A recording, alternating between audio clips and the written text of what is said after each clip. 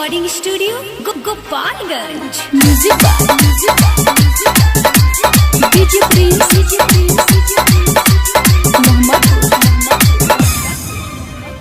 कहेलू बाबा अब होई का होई मानी लो बात तारा होई का होई। कहेलू बाबा अब होई का होई मानी लो बात तारा होई का होई।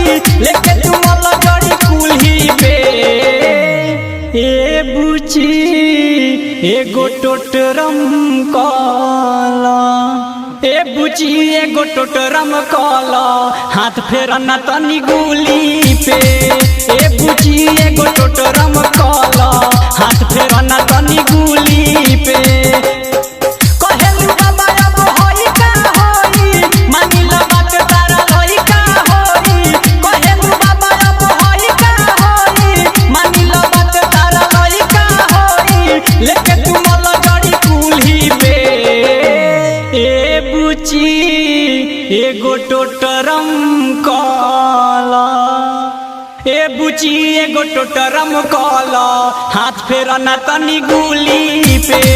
ए बुची एगो टोटरम काला हाथ फेरना तनी गुली पे।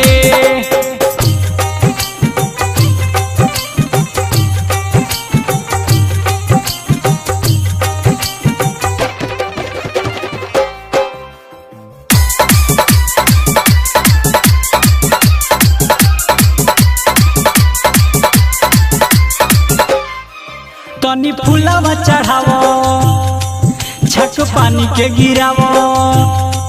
तनी फूलवा चढ़ावो छक पानी के गिरावो। में अछत मिला के बुचिया कहतानी जवन कल तनी आगावा से भल जनी एने ओने देखो बुचिया।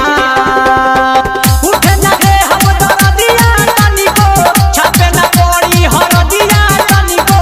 उठे ना रे हम दरदिया तनी को छापे ना पड़ी हरदिया तनी को। लेके टूटी कटनु मूली पे ए बुची एगो टोटरम काला ए बुची एगो टोटरम काला हाथ फेरना तनी गुली पे।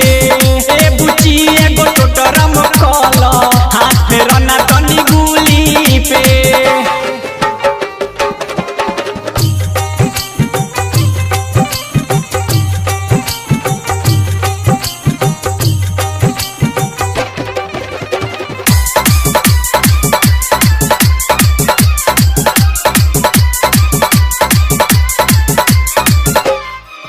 तनी घुंघटा हटावो बात बाटे का बतावो।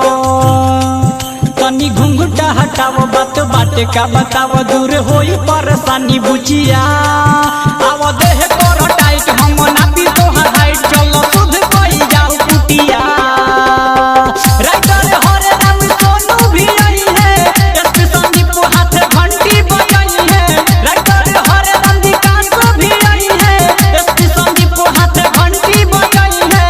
आज ये बरहम बाबा खुली के ए बुची एगो टोटरम काला ए बुची एगो टोटरम काला हाथ फेरना तनी गुली पे। ए बुची एगो टोटरम काला हाथ फेरना तनी गुली पे। अरे ये बाछी तनी जल्दी करहो ध्यान को बैठ के टाइम हो गइल बा।